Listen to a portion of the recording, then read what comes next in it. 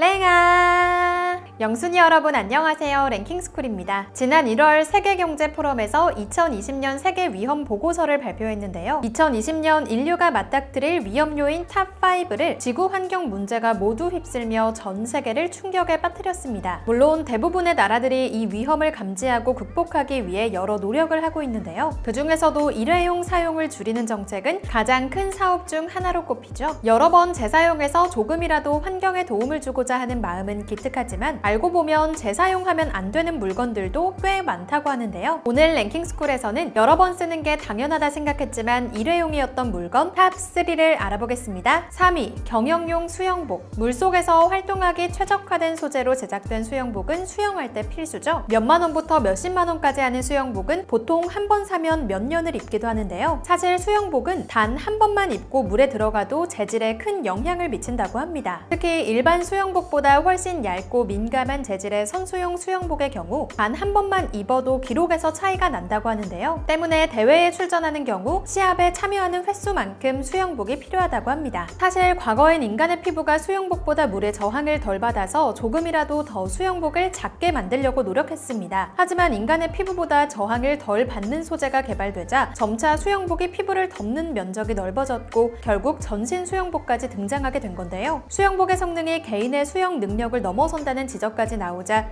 2010년 결국 수영복의 디자인은 물론 소재까지 규제하기 시작했습니다. 어찌됐든 한 벌에 많으면 100만 원까지도 한다니 정말 충격적인데요. 만약 기록 손실을 감내하고 돈을 아끼기 위해 여러 번 입으려고 한다면 얇고 극단적으로 타이트한 소재 때문에 수영복이 터져버린다고 합니다. 2위, 페트병. 생수와 음료수 용기로 가장 널리 쓰이는 페트병은 20세기 인류 최고의 발명품으로 꼽히기도 했는데요. 1세기도 채 지나지 않아 인류의 가장 큰 골칫거리가 될 줄은 그 누구도 몰랐죠. 다행히 페트병 쓰레기 문제는 이미 전 세계적으로 공론화된 의제로 많은 관심을 받으며 여러 나라에서 쓰레기를 줄이려 노력하고 있는데요. 실제 많은 가정에서 페트병을 여러 번 재사용하는 경우도 쉽게 찾아볼 수 있습니다. 그런데 사실 페트병은 반드시 한 번만 사용하고 버려야 하는데요. 이유는 바로 세균 때문입니다. 우리나라 사람들의 약 30% 정도가 페트병을 재사용한다고 하는데요. 뚜껑을 연 직후에 페트병 속 세균수는 1ml당 1마리, 입을 대고 한 모금 마신 순간 1ml당 900마리까지 확 늘어납니다. 이후 하루가 지나면 1ml당 4만 마리가 넘게 되는데요. 이는 먹기 적절한 기준치의 400배를 넘긴 수치라고 합니다. 만약 페트병을 안전하게 재사용하려면 최소 70도 이상의 뜨거운 물로 소독해야 하는데요. 그 정도 고열은 페트병이 버티지 못하는 것이죠. 아깝다고 여러 번 쓰다 보면 복통에 시달릴 수 있다니 웬만하면 한 번 쓰고 버리는 것이 좋을 것 같네요.